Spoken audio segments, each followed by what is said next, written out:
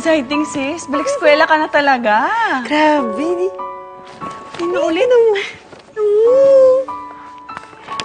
Mrs. Luisa Vergara. Pero alam mo, medyo kinakabahan din ako eh. Kasi di ba hindi mo ako magaling sa math? Paano yan? Wala ka na dun, hindi mo na ako matuturuan. Hindi, puntahan mo ako. Akong bahala sa'yo. Basta hanapin mo lang yung biker man na tumulong sa'yo. Alam mo, mature na siya. Piling ko bagay kami. Para kayong mga batang excited sa first day in school ni Luisa. Siyempre naman, Sir Fred, pagka naganegosyo to si Luisa, kukunin mo ako, di ba, sis? Oo naman, no? Papalagay natin yun. Talagang ayaw niyong nagkakahiwalay.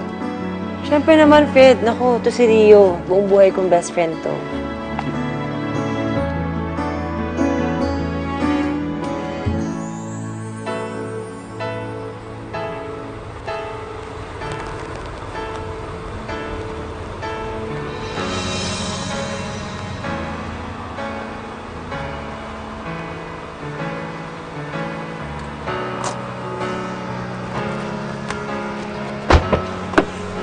Ma'am, ako na po.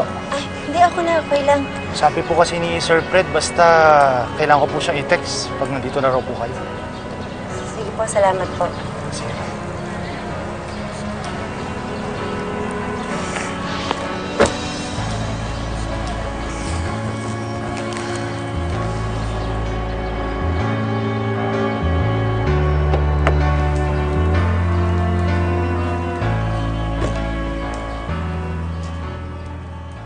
Ba yan? First day, late ka agad. Excuse me, pwede magtanong?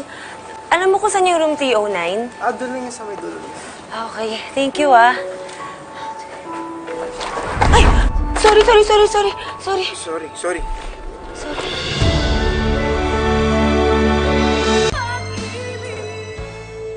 Uy, hindi pa kita napapasalamatan ng maayos. Pero wait lang kasi malilate na kasi ako eh. Mamaya tayo mag-usap, ha? Sige,